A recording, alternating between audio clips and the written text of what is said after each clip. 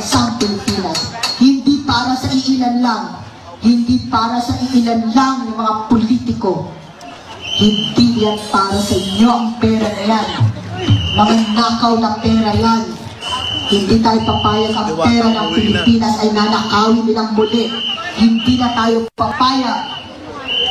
Maninindigan tayo, kaya nananawagan kami, patuloy kami nananawagan, magkaisa tayong lahat.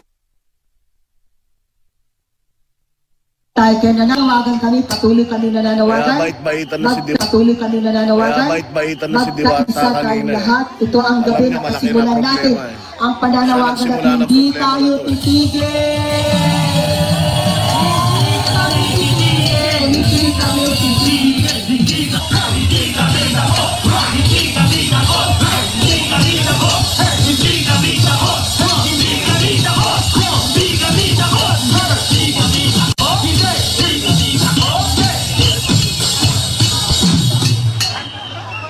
Magandang gabi mga kababayan.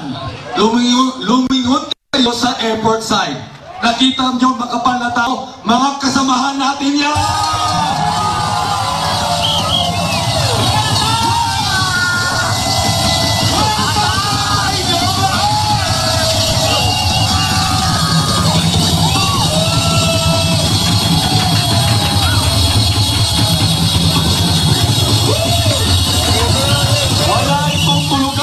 Hindi tayo aalis sa ating kinalalagyan.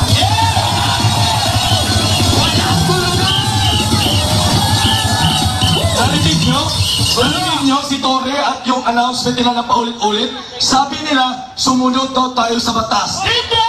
Oh, ha? Sumunod daw tayo sa batas. Ang tanong dyan, may batas pa ba? May batas pa ba?